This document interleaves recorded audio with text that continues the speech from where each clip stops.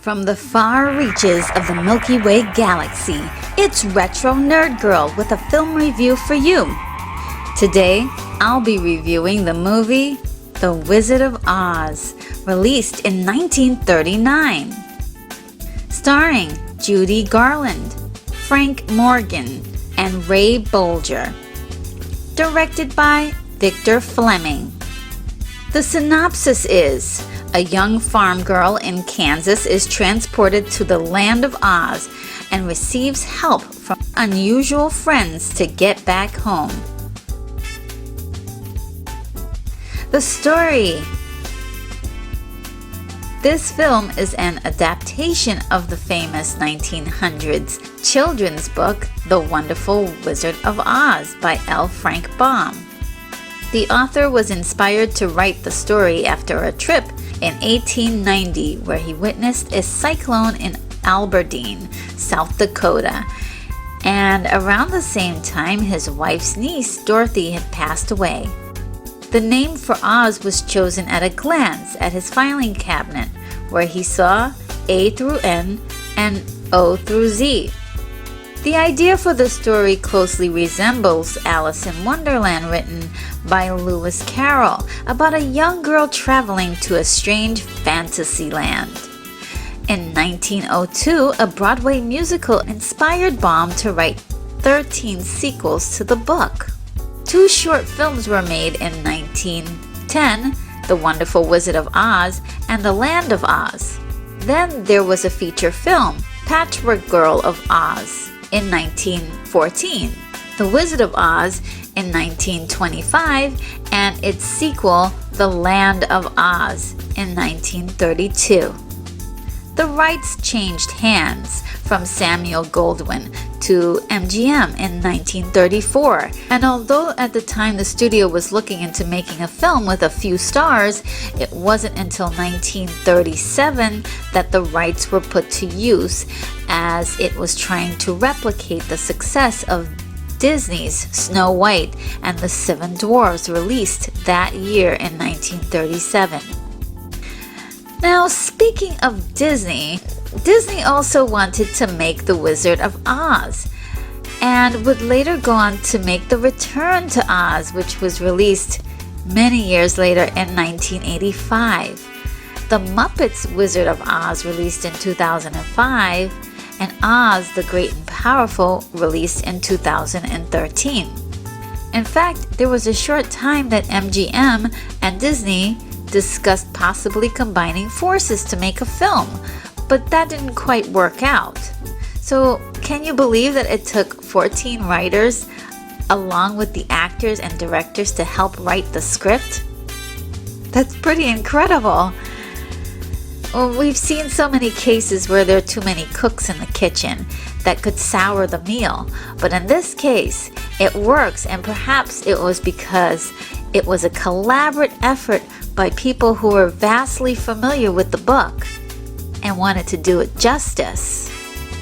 The greatest inspiration came from the book, but there were a few things about the book that the film couldn't do because it was a movie and there was only a certain amount of time to tell the story. For instance, in the book, Dorothy encounters the field mice, the hammerheads, the dainty China country, and the country of the Quadlings, just to name a few. The characters were condensed to make the story more palatable, which I thought was an excellent choice. It really makes the story a little more snappier, getting to the point of the adventure. Dorothy's slippers were originally silver in the book, but the studio realized that the Technicolor production would benefit from the slippers being bolder in color so that it stood out. They chose red, but by calling it ruby slippers, it had more of a magical effect. Another part of the story that had to be curtailed was the amount of violence that was permitted to be shown in 1939. For instance, in the book, the wizard commands the group to actually kill the Wicked Witch and not just get her broomstick. The film borrowed ideas from the Wizard of Oz version in 1925 by using the farmhands in Kansas as symbolic characters in Oz, and this is actually a way that it helped to tell the story better. I rather liked most of the differences in the film, and it's basically, really well put together until about the end, where there's a few things that kind of fall apart for me, actually, since now watching it as an adult. The dialogue is very dated but appropriate for this fun, lighthearted story. Somehow it's been cherished decades after decades, making it timeless in a way. The pacing. In an hour and 42 minutes, it's pretty good. No complaints from me. It always gets a bit murky once the quartet assembles, and especially slows down after the group meets the wizard for the first time. But generally, I don't have much to complain about the flow of the film. The challenge. The challenge in this story seems to be obviously the mean, wicked Witch of the West and her real-world counterpart, Miss Elmira Gulch. And I agree that she is a challenge, but I also feel as if this challenge is part of a bigger problem for our protagonist coming of age. At the start of the film, Elmira has an order to take Dorothy's dog, Toto, because he keeps terrorizing her and chasing her cat. He even bit her. Elmira is not just mad at Dorothy because she's mean. She has had enough. And as a kid watching this film, I never noticed that Elmira was actually sounding off real complaints about Dorothy and her lack of responsibility towards Toto. And that was because I was completely distracted by her mean approach. I really feel bad about that because technically Elmira is in the right here. So much so that Dorothy's Aunt Em couldn't really stop Elmira from taking Toto away. Well, let's get into it a little deeper. After watching and reading many reviews about this film, a lot of people think that Dorothy wants to leave Kansas because the grass is greener out there. But that's not true because she likes it in Kansas, but she's completely out of place. No one listens to her and she seems to be in everyone's way. It's to the point that Auntie M actually says, find yourself a place where you won't get into any trouble.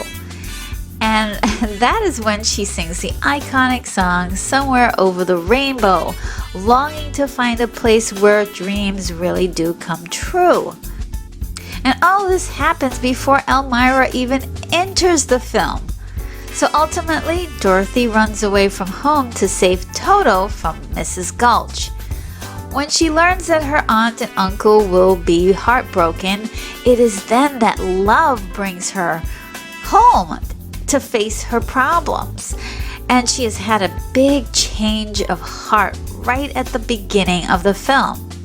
Now, if you notice, the cyclone happens right after Dorothy is on her way back home, symbolizing her internal shift, turning her perception of the world upside down. After yearning for a world without any trouble, Dorothy finds herself in a whole lot more trouble once she arrives on Oz. The grass is not always greener, and running away from one's problems can cause more of them. These are the lessons that Dorothy is learning. But let's get back to the obvious challenge of the Wicked Witch of the West. The Wicked Witch, after hearing that Dorothy killed her sister, is irate. And I would say that would be a very natural response. Anyone would be traumatized by this and angry. When the Wicked Witch tries to take her sister's ruby slipper, which are rightfully hers to decide what to do with, possibly a sentimental value. They're actually taken away and put on her sister's killer's feet. Wow, that's really messed up. There's been a terrible injustice that has been done to her. I think that, when I was a kid, I was so distracted by the physical representation of what the film says is good or wicked. And I did not see how wrong our protagonists are. But one great difference in this film and the book is the depth that they give the Wicked Witch, and as a villain she is very impressive and one of the most iconic villains of pop culture. Now, the empathy. One thing that we get from this film is that we get incredible, likable characters. As much as Dorothy may be irresponsible with Toto, oh, she's just so adorable and incredibly likable. You really instantly just take her side. You just want her to find her rainbow, right? Her character arc actually happens in the beginning of the film when she chooses to go back to the farm and face her problems.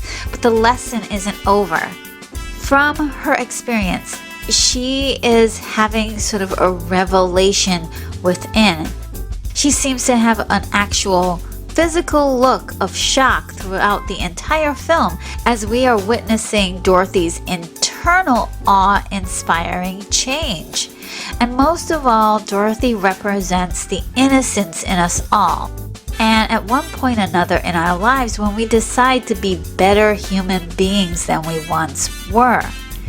And I think of the friends that Dorothy encounters in Oz are really symbolic representations, are the things that Dorothy needs in order to face reality, like logic, love, or otherwise compassion for others, and most of all, courage to do the right thing.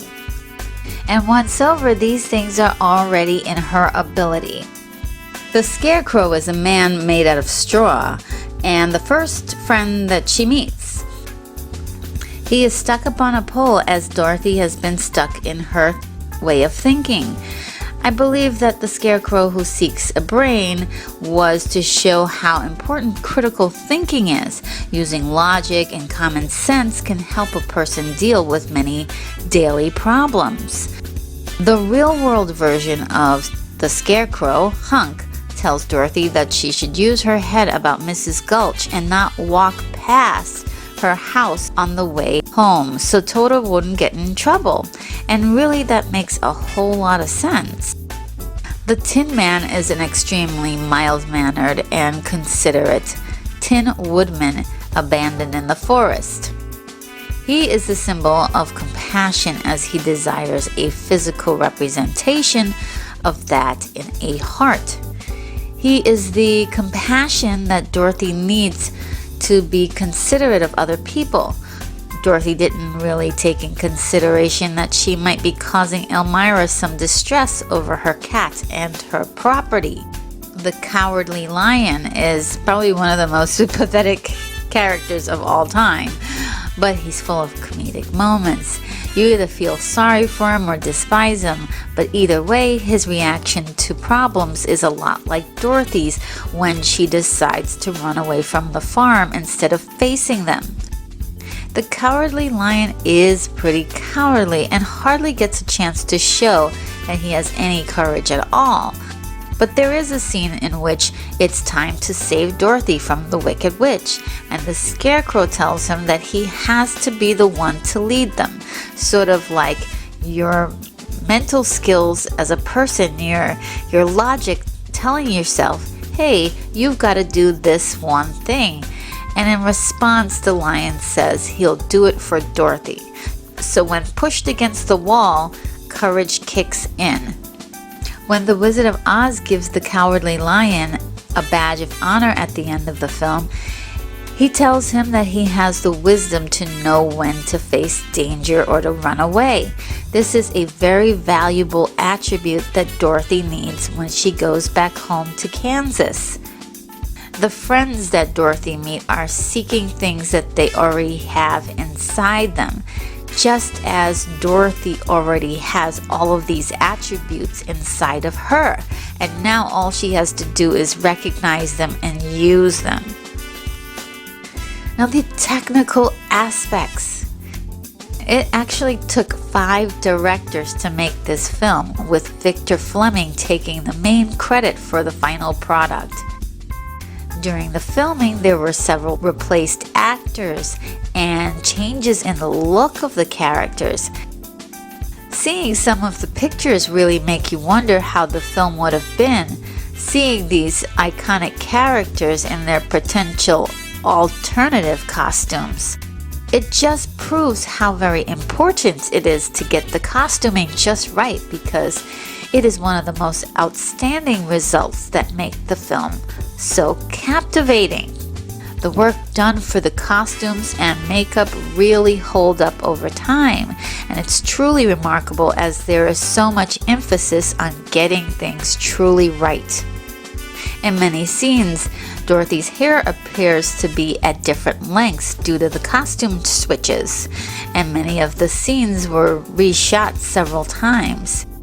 The witch was originally just to look like an appealing modern woman. However, to stick more closely to the book, the filmmakers decided to make the witch look more sinister with exaggerated features. And I especially liked the idea of putting her hair back in a bun. The green makeup was a wonderful touch that was absolutely exquisitely done.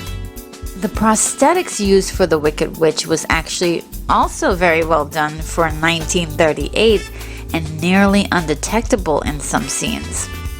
The actors unfortunately had to suffer quite a bit for their costume work, as well as some actors we didn't even get to see on screen.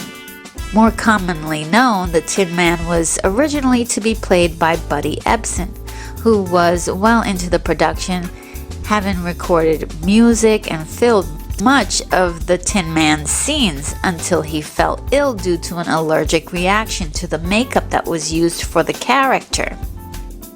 Real lion skin and fur was used to make the Cowardly Lion's costume to give it an authentic look, which was heavy and extremely hot.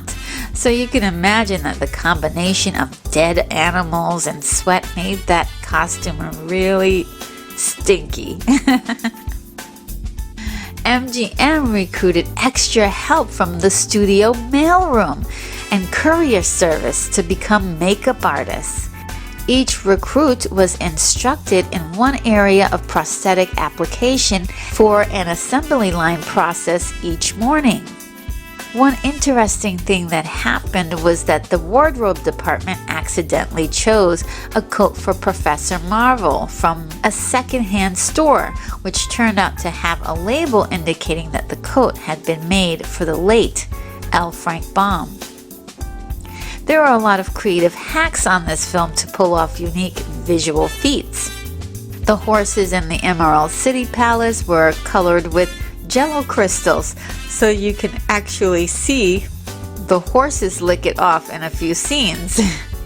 The famous Surrender Dorothy skywriting scene was done using a tank of water and a tiny model of the witch. Very creative. The tornado was a 35-foot long muslin stocking spun around. The look is very impressive.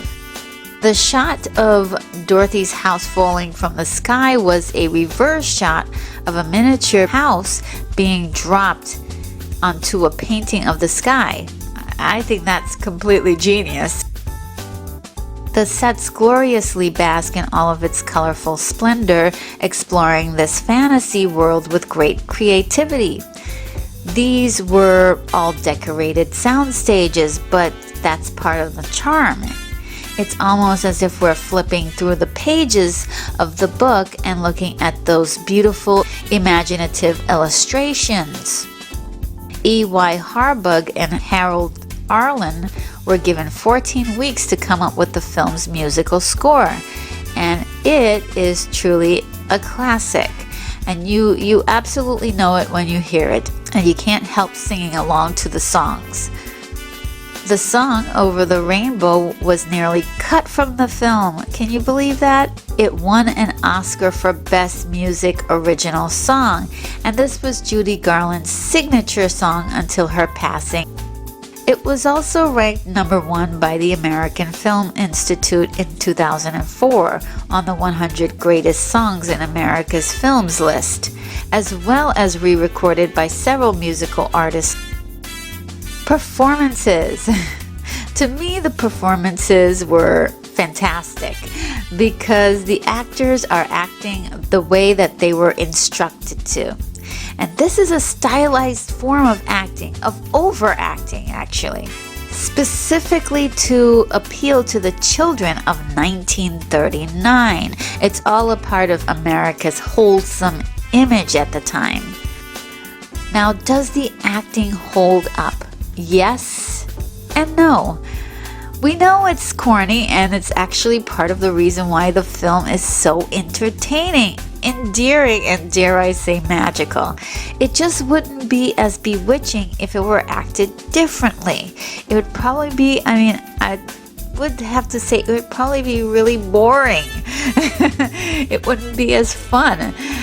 And Judy Garland was wonderful as Dorothy. Though she's not wearing a visually cumbersome costume, she actually suffered a lot for the role, having to wear a very painful corset around her torso to look more like a pre-adolescent child. And the beautiful ruby slippers were rumored to be quite torturous to wear. Frank Morgan was incredible playing the role of Professor Marvel, the Wizard of Oz, the gatekeeper, the carriage driver, and the guard. He plays all of the parts very jolly and boisterous with a chameleon charm. Ray Bolger played Hulk and the Scarecrow excellently, putting his fabulous acrobatic dancing skills on show.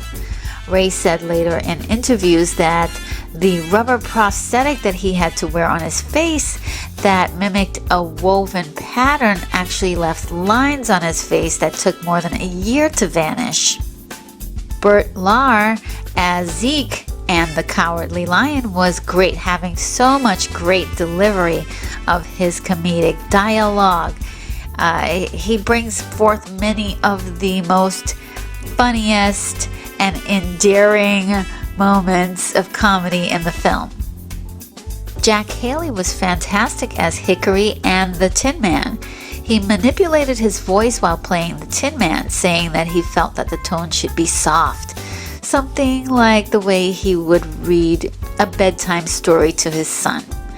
It was a wonderful decision, as you really get the sense of how compassionate and sensitive his character is in the film.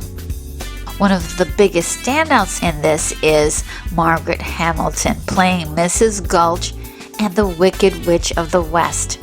Her iconic performance is the only way that you can call it. It's just iconic.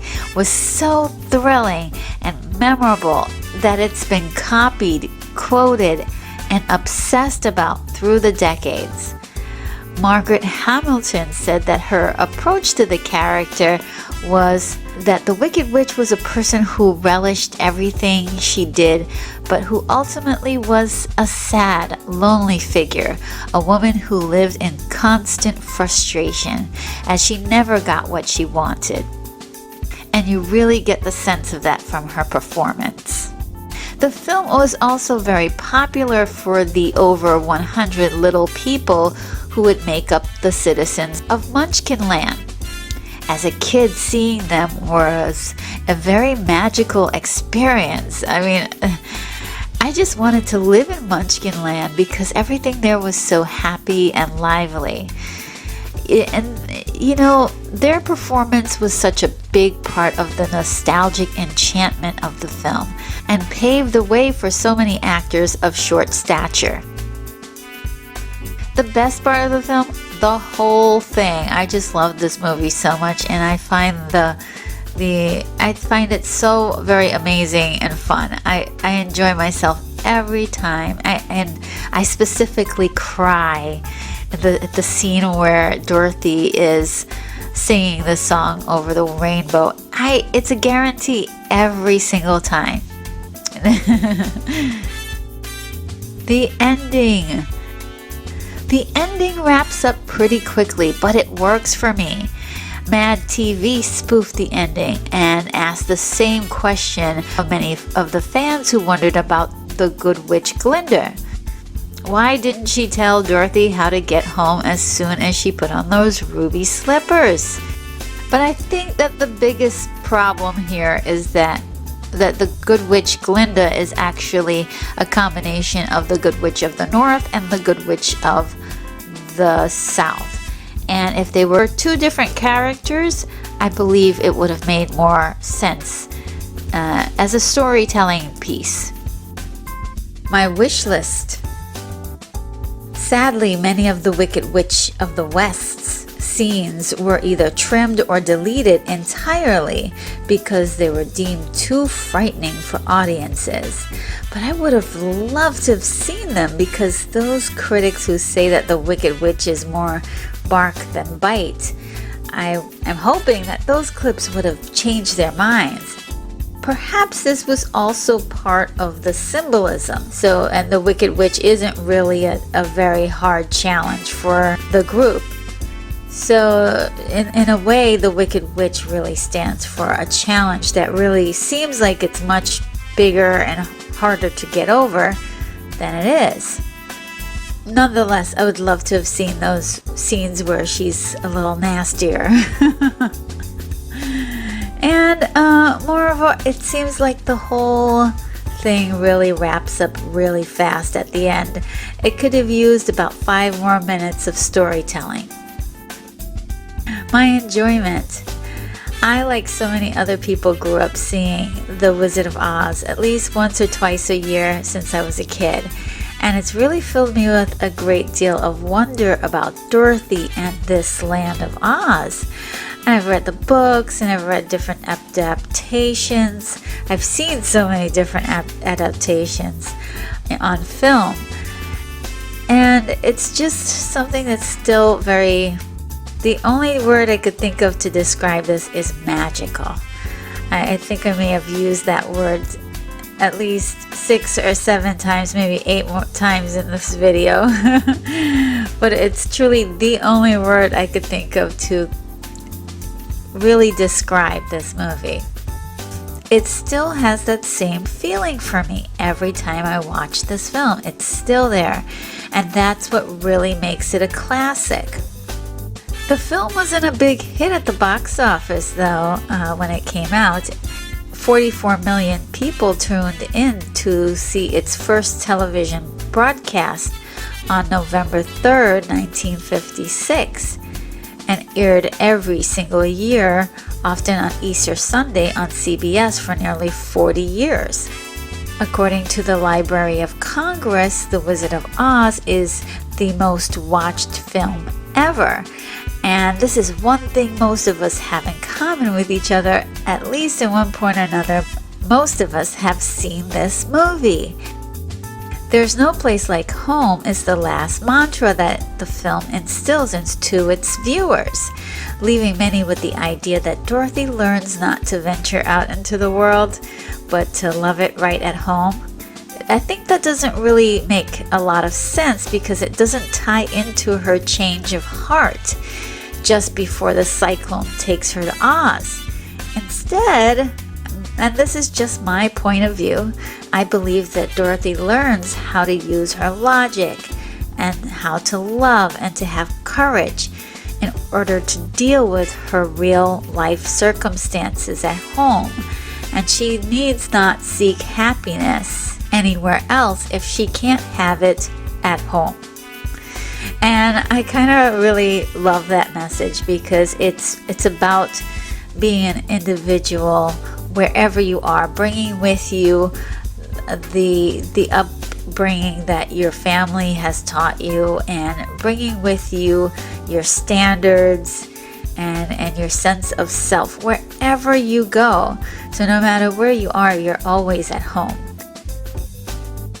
My rating is a 9.5. Well, that sums up my review. This is Retro Nerd Girl signing off.